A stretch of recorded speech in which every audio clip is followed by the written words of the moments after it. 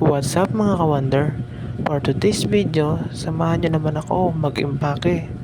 Dahil ako'y uuwi na sa aming boarding house. Dahil kinabukasan ay may pasok na kami.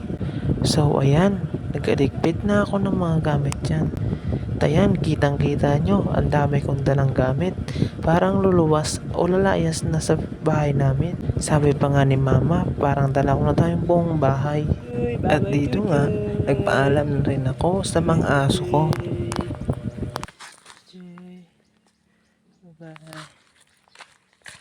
At then, yung isa, nagtatampo. Ayaw yata akong paalisin.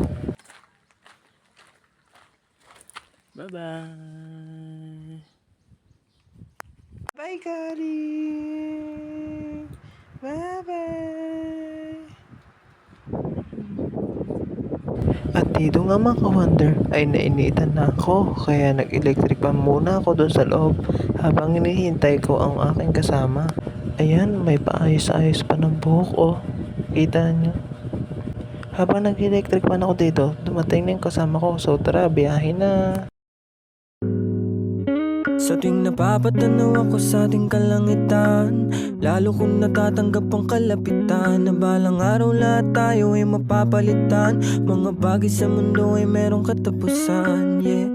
Pero di na bale, patuloy abante.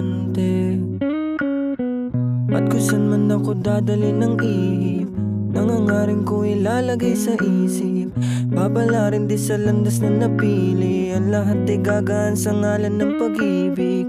Ang aking mga hiling natupad, meron nang nakikinig sa wakas. Pinapangako kong hanggang may lakas, gagawa ng musika hanggang sa wakas. Dito na ako nabuhay, dito ko nakita halaga nitong buhay.